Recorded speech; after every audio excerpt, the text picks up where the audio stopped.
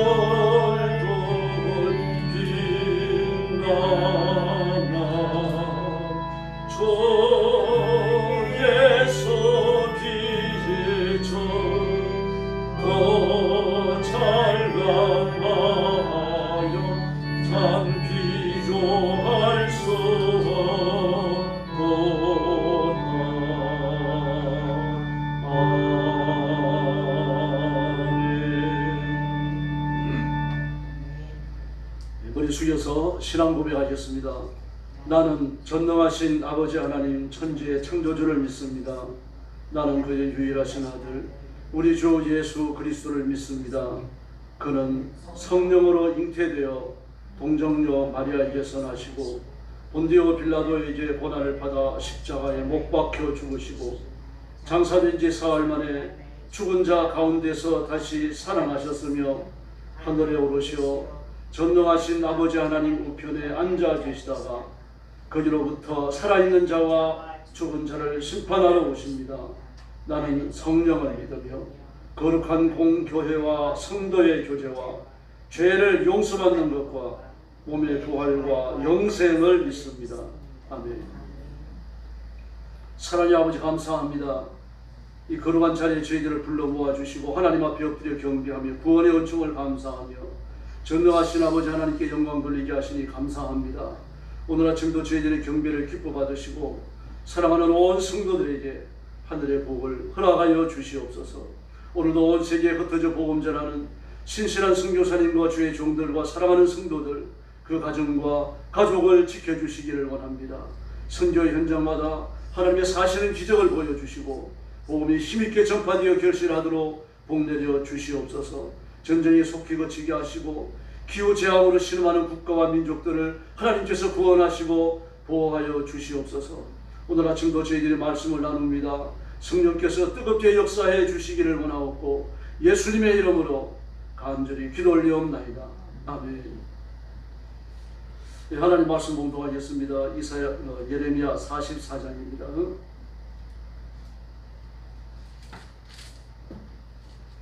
네, 1절 말씀부터 제가 먼저 봉독합니다. 애굽 땅에 사는 모든 유다 사람 곧 믹돌과 다바네스와 놋과 바드로스 집안에 사는 자에 대하여 말씀이 예레미야에게 임하니라. 이르시되 만군의 여호와 이스라엘의 하나님께서 이와 같이 말씀하시니라. 너희가 예루살렘과 유다 모든 성읍에 내린 나의 모든 재난을 보았느니라.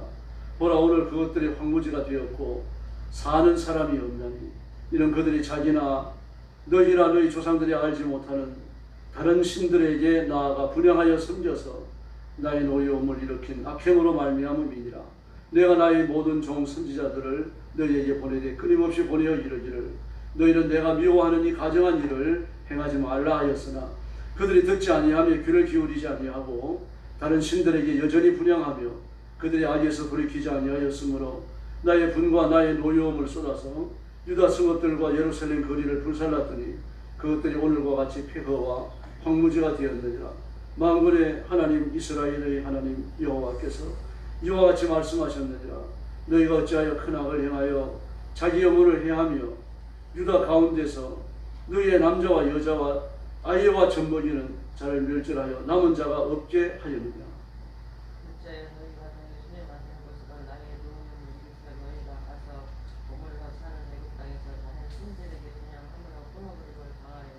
세계 여러 나라 가운데에서 저주와 수치거리가 되고자 하느냐. 너희가 유다 땅과 예루살렘 거리에서 행한 너희 조상들의 악행과 유다 왕들의 악행과 아비들의 악행과 너희 악행과 너희 아내들의 악행을 잊었느냐.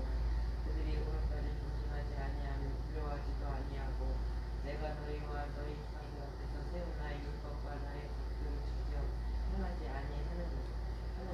그러므로 만군의 여호와 이스라엘 하나님께서 이와 같이 말씀하시니라. 보라, 내가 얼굴을 너희에게 향하여 하나를 두고 온 유다를 끊어버릴 것이며 내가 또 애굽 땅에 머물러 살기로 고집하고 그리고 들어간 유다의 남은 자들을 처단하리니 그들이 다 멸망하여 애굽 땅에서 엎드려질 것이라.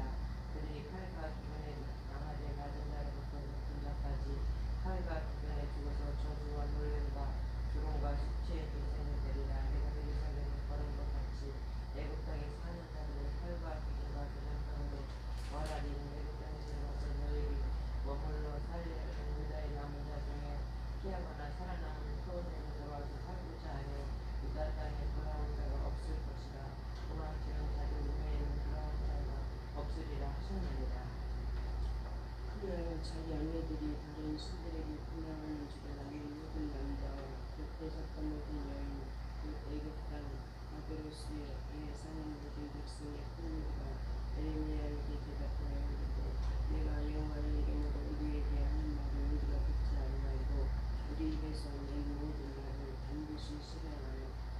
본래 하던 것 우리와 우리 선조와 우리 왕들과 우리 고관들이 유다 성읍들과 예루살렘과 위에서 하던 대로 하늘의 여호와에게 분양하고 그 앞에 전제를 드립니다.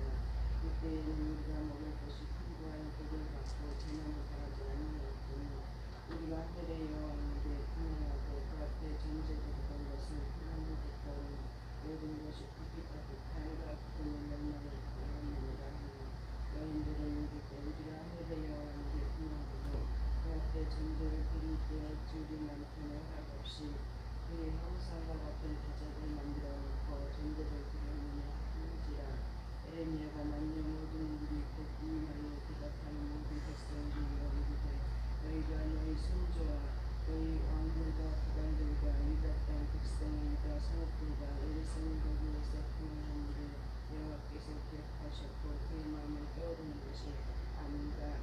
여호와께서 너희 악행과 가증한 행위를 더 참을 수 없으므로 너희 땅이 오늘과 같이 황폐하며 노령과 저주거리가 되어 주님이 없게 되었으니 너희가 분양하여 여호와께 범죄하였으며 여호와의 목소리를 순종하지 아니하고 여호와의 율법과 법규와 여러 증거대로 행하지 아니하였으므로 이제 이 재난이 오늘과 같이 너희에게 일어났느니라.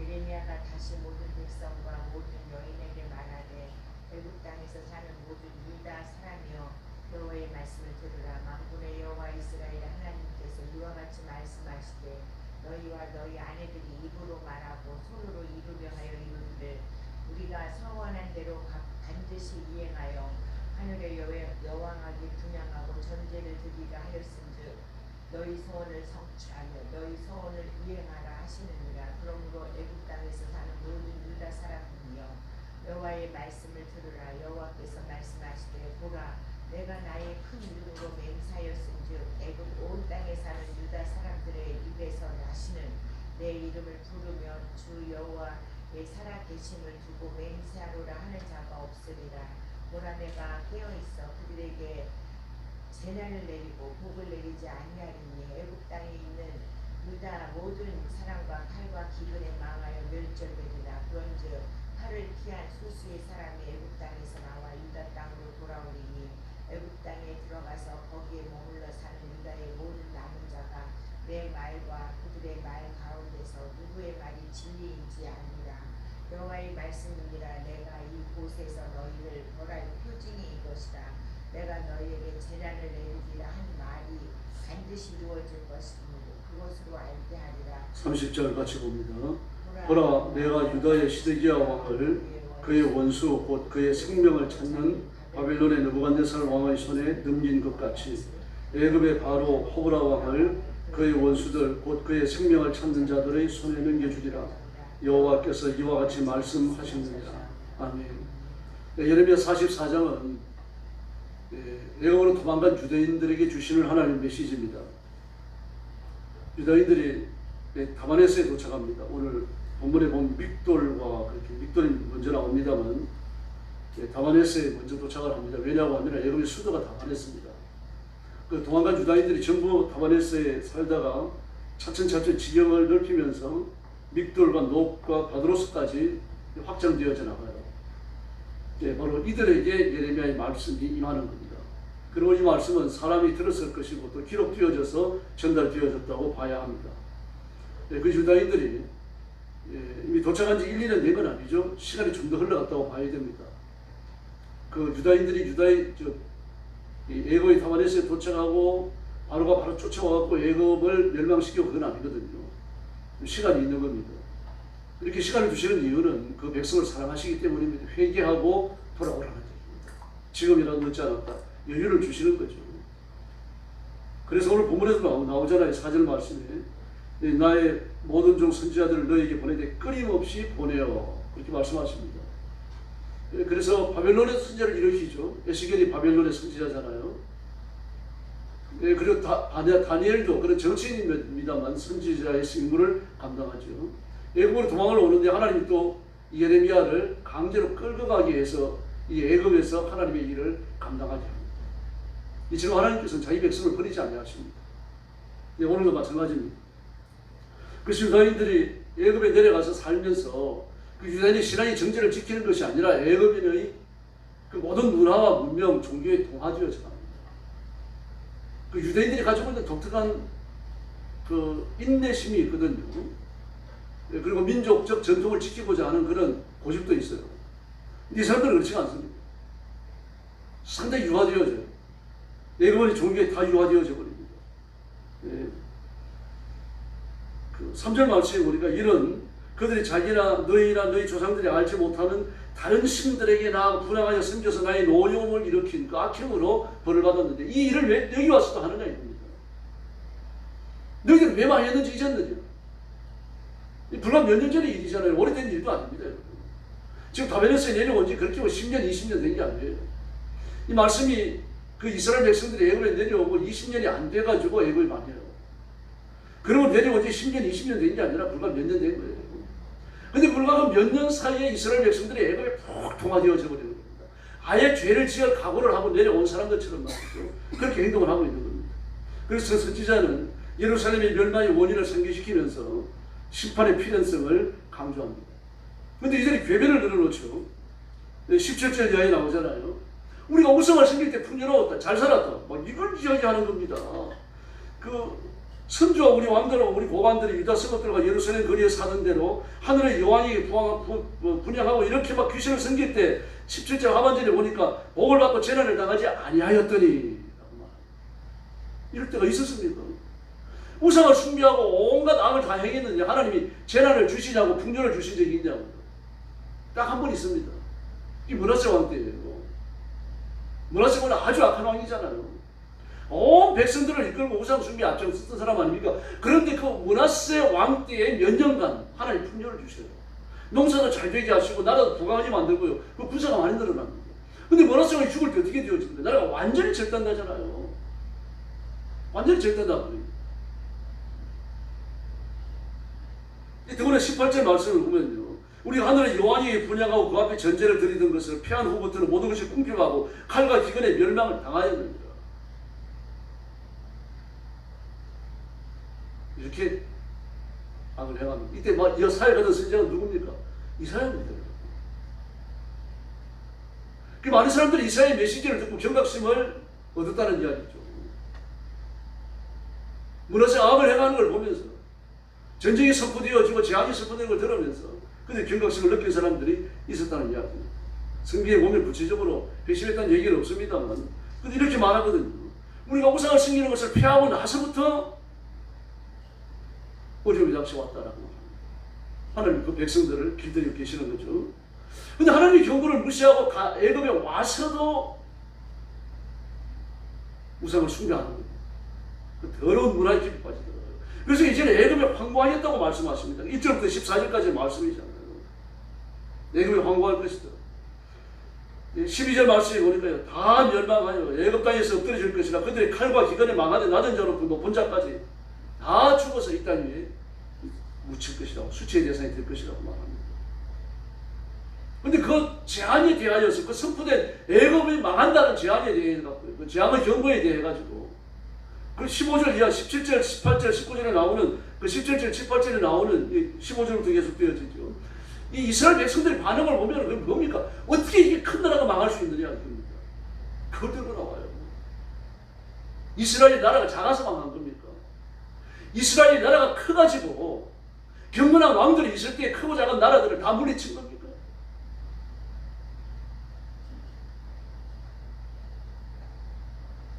바벨론이 작아가지고 망합니까? 메데파스가 작아서 망합니까? 페르시아가 작아서 망해요. 로마가 작아서 망합니까?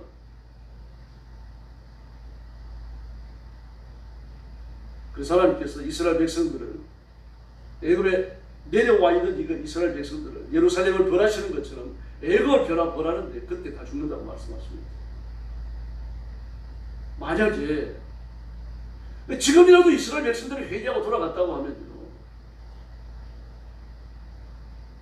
애굽에 대한 징치는 좀 늦추어지든지 또는 돌이켜질 수 있었겠죠. 이렇습니다. 그런 걸 하나님 앞에 복종해야 돼요. 젊어서 목사가 되겠다고 서원한 분이 있습니다. 성이 옥신데 옥하는 목사는 아니고요. 이분이 이제 20대 초반에 막 그 뜨거운 마음으로 하나님 앞에 목사가 되겠다고 소원을 했어요. 근데 신학교 갈 생각, 가서 목사가 될 걸 생각하니까 너무 까마득한 겁니다. 공부하는 것도 힘들고 새벽기도 나간다는 것도 힘들고요. 또 자기 교회 목사님이 오니까 1년에 막 한 번씩 금식을 하거든요. 뭐 금식하는 것도 힘들고. 그래서 그냥 이래저래 미루는 겁니다. 근데 희한합니다. 이 사람이 손기술이 뛰어나거든요. 기능공이에요. 그때 기능사라고 했는데 이제 기능공, 기능사, 기무사 뭐 그래가지고 올라가는데 아주 기술자예요. 그런데 이 사람이 들어가면 회사가 많이 벌립니다. 이 사람이 가는 것마다 4개나 5개나 회사가 많이 했어요. 그리고 나서 정신 차리는 겁니다. 나 때문에 망하는 거 아닌가. 그래가지고 오살이 금식 기도를 해가지고 하나님 앞에 금식하면서 그리고 이제 은혜 받고 목회했어요. 어디 했습니다? 천호도에서 목회했어요. 그런 식입니다. 지금 타락한 이스라엘 백성들이 하나님의 징계를 피해가지고 도망가니까 도망가는 나라가 많이 벌립니다. 여러분 우리가 바라볼 건 하나님밖에 없습니다. 우상 숭배하고 잠시 잘 될 수도 있어요. 세상이 마귀, 세상을 다스리는 세상의 임금이 마귀인데요. 죄를 지으면 잘 되는 사람들이 한둘입니까? 악을 행하면 잘 되는 사람들 보세요. 이재명은 요즘 박수가락이 안 넘어갈 겁니다.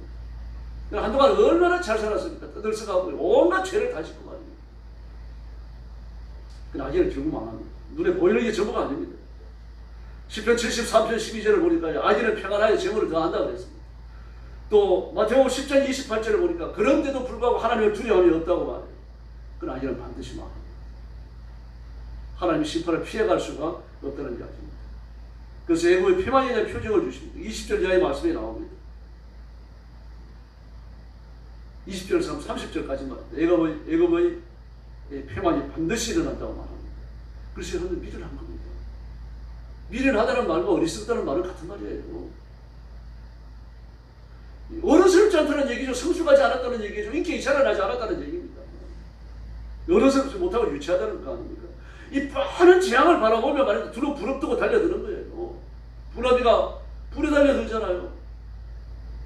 또 막 벽을 문이라고 밀고 나가는 사람을 보면 뭐라 그러니까 섭을 지고 불에 뛰어든다 그러잖아요. 지금 이스라엘 백성이 그 시기입니다. 지금 예레미야는 많이 보이는 겁니다. 지금요. 지금까지 그 길을 걸어왔잖아요. 예레미야가 외친 대로 됐잖아요. 그럼 정신을 차려야죠. 지금이라도 돌아가야 되는 겁니다. 그래서 하나님께서 지금 당장 애굽을 망하지 않으시는 게 아닙니다. 이스라엘 백성이 다메섹에 처음 도착하는 것부터요. 약 한 20년 가까이 지난 다음에 재앙이에요. 기회를 주시는 겁니다. 사울 왕에게 40년간 기회를 주셨죠. 솔로몬에게도요. 적어도 20년 이상 기회를 주셨어요. 그런 분이 하나님이십니다. 그러므로 미련을 하면 고집이거든요. 그걸 벗어버리고 하나님 말씀 듣기와 순종하기에 앞장서야 할 줄로 믿습니다. 하나님을 섬기고 하나님을 영화롭게 드려야 합니다. 전도서 10장은 지혜자의 마음은 오른쪽에 있다고 했습니다. 아버지의 마음입니다. 미련한 자의 마음은 왼쪽에 있다고 했습니다. 하나님을 거역한다는 뜻이죠. 그래서 오른쪽에 마음을 두고 하나님께 순종하고 순종하는 자에게 약속하시는 복과 승리를 누려야 합니다. 이게 저와 여러분을 위한 것이거든요. 그래서 이 복으로 세상을 이기고 마귀의 권세를 깨뜨리고 하나님의 통치를 선포하는 존귀한 성도들이 되기를 예수님의 이름으로 축원합니다. 기도하겠습니다. 자비로우신 아버지 하나님 감사합니다. 오늘 아침도 주 앞에 엎드려 이 말씀을 상고하고 우리가 내 마음을 오른쪽에 두고 하나님 앞에 순복하기를 원합니다. 고집을 버리게 하시고 거역을 버리게 하시고 하나님의 말씀 앞에서만 순종하는 저희들이 되게 하여 주시옵소서. 불순종하는 자들도 지금 당장 벌을 받는 것이 아니라 하나님의 회개의 길을 기다린다는 사실을 깨달으면서 악을 행하며 잘 되는 자들을 부러워하지 않게 하여 주옵시기를 원합니다. 자비로우신 주님, 힘들더라도 의를 행하게 하시고 하나님의 복 주시기를 기다리면서 기도하게 하시고 하나님의 자비를 베푸시기를 간절한 마음으로 사모하면서 기다리도록 인자는 믿음을 더 주시기 원합니다. 오늘도 기도하러 왔습니다. 기도의 힘을 주시고 기도의 능력을 주시고 기도의 권세를 주시고 우리 가슴마다 기도의 불을 주시옵소서. 오늘 밤에도 저희들이 수요일 예배로 모입니다. 성령님 뜨겁게 역사하셔서 성도들이 빠짐없이 나와 수요일 예배에 참석하여 하나님과 교제하고 예배하고 하나님께 영광 돌리게 하여 주시옵소서. 오늘 새벽도 기도의 새 능력 주시기를 원하오며 예수님의 이름으로 간절히 기도 올리옵나이다. 아멘. 주님 가르친 기도 드리겠습니다. 하늘에 계신 우리 아버지, 아버지의 이름을 거룩하게 하시며 아버지의 나라가 오게 하시며 아버지의 뜻이 하늘에서와 같이 땅에서도 이루어지게 하소서. 오늘 우리에게 일용할 양식을 주시고 우리가 우리에게 잘못한 사람을 용서하여 준 것 같이 우리 죄를 용서하여 주시고 우리를 시험에 빠지지 않게 하시고 악에서 구하소서. 나라와 권능과 영광은 영원히 아버지의 것입니다. 아멘. 합심 기도하겠습니다. 자비로우신 아버지 하나님 감사합니다. 오늘 아침도 주 앞에 와서 엎드렸습니다. 부정한 죄를 물리치지 아니하시고 하나님 앞으로 불러주시고 엎드려 경배하게 하시고 하나님의 은혜를 구하는 간절함과 견성함을 주셨으니 진심으로 감사합니다.